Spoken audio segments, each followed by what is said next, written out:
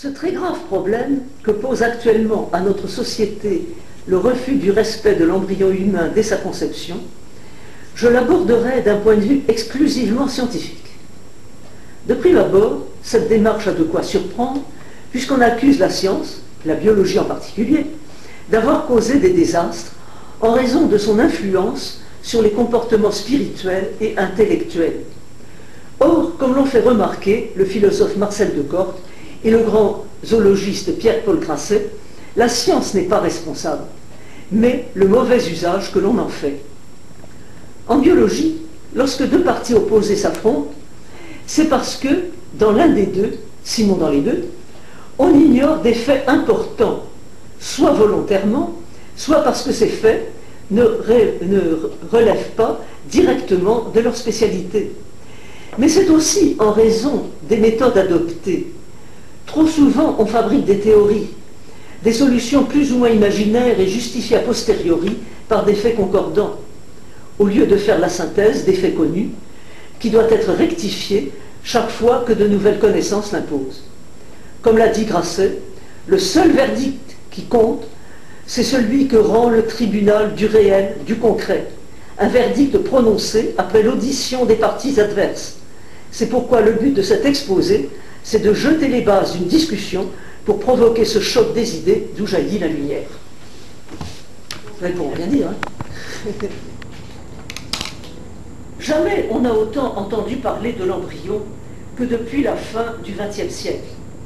Mais il faut préciser de l'embryon humain, car on parle très peu de ceux des animaux qui ont servi de matériel expérimental pour élucider les mécanismes de leur développement. Ce que l'on cherche, en effet, c'est à libérer les humains des contraintes de la morale naturelle. C'est un enfant si je veux, quand je veux, comme je le veux. Par ailleurs, il faut satisfaire les ambitions et la cupidité de certains chercheurs en autorisant la fabrication de nouveaux remèdes avec l'embryon humain. Donc, à la morale naturelle, on a substitué la bioéthique.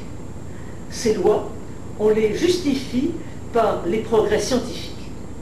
Elles sont en fait imposées par un scientifiquement correct, placé sous haute surveillance, fabriqué pour démontrer que le vivant n'est pas l'œuvre d'une intelligence supérieure. Jacob Monod l'a clairement exprimé dans les deux dernières phrases de son fameux livre « Le hasard et la nécessité ».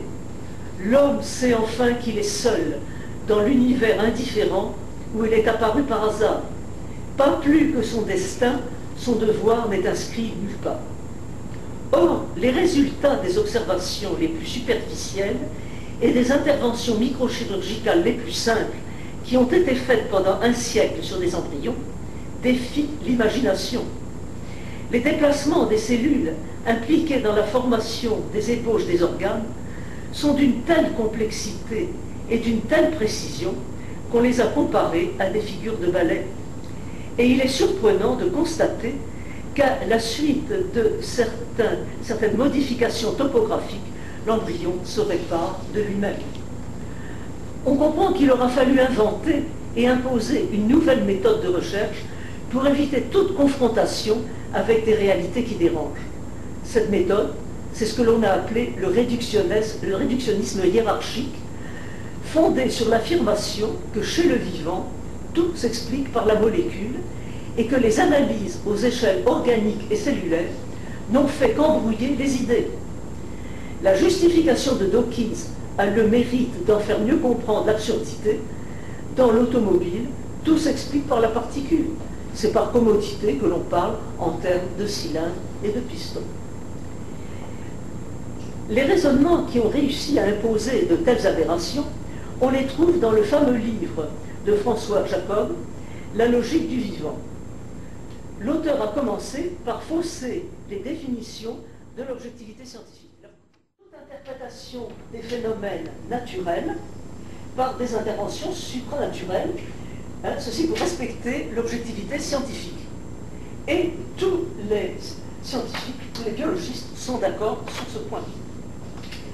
Ce que demande l'objectivité scientifique, c'est de chercher des explications rationnelles aux faits qui sont observées, les expériences, les observations directes même. Mais lorsque on a analysé tous ces faits, ce que l'on découvre dépasse tellement l'imagination que l'on est obligé de conclure que la vie a été créée par une intelligence supérieure. Alors Jacob fait l'amalgame entre ce qui est déduit et ce qui est supposé pour rejeter, n'est-ce pas, cette conclusion. Mais pour rejeter cette conclusion, il est nécessaire de se débarrasser des faits qui dérangent. Et la meilleure manière pour dérouter les gens, c'est de prôner la recherche dans l'invisible, hein, c'est-à-dire au niveau moléculaire, et ceci étant assuré d'autant plus de succès que les méthodes employées suscitent l'admiration. Voilà. Ainsi, Jacob a présenté à sa manière l'organisme animal. Alors, on sait que dans un organisme, on peut considérer plusieurs niveaux d'organisation. L'individu est composé d'organes, composé de cellules, ils sont composés de molécules. L'expérience montre que le système individu est en réalité une association de sous-systèmes, puisque les organes communiquent entre eux pour fonctionner normalement, les cellules également, surtout pour créer l'embryon, et puis les molécules qui constituent les cellules. Or, il est remarquable que Jacob a fait de ces sous-systèmes, ce système et sous-systèmes, des intégraux qu'il définit comme des assemblages. Et il précise même, on retrouve là la logique des cristaux. Et pour expliquer leur structure, il prétend que ce sont les gènes qui commandent à tous les niveaux. Mais comme il est dans l'incapacité de dire comment ces gènes ont fabriqué ces intégrons, il déclare que l'on ne connaît absolument rien des mécanismes du développement. Alors d'avoir ainsi réussi à faire croire que la science oblige à considérer les êtres vivants comme des bricoles du hasard, allait justifier le droit d'interrompre la vie humaine à ses tout débuts. Sachant que l'individu est un système dynamique engendré lors de la fusion du spermatozoïde et de l'ovule, il faut admettre que le fécondé et le vieillard à l'agonie sont les deux extrémités d'une même trajectoire. En raisonnant de la même manière que ceux qui ont légalisé l'avortement, on pourrait autoriser l'assassinat de clochards sous anesthésie générale, puisqu'ils sont rejetés de leur famille et mal acceptés par les gens du quartier, ou encore parce qu'on pourrait donner leurs organes à la science. Avec le réductionnisme hiérarchique, a été imposée l'idée que le développement d'un animal représente l'exécution d'un programme génétique codé en séquences de nucléotides dans l'ADN chromosomique. D'où l'idée du clonage. Si un noyau quelconque, prélevé dans un tissu d'un adulte, est substitué à celui d'un œuf de la même espèce, l'organisme développé doit avoir exactement le même génotype que le donneur du noyau. Comme on projetait de transférer à des malades des cellules prélevées dans des embryons humains, on affirma qu'avec cette méthode, il n'y aurait aucun risque de rejet immunitaire.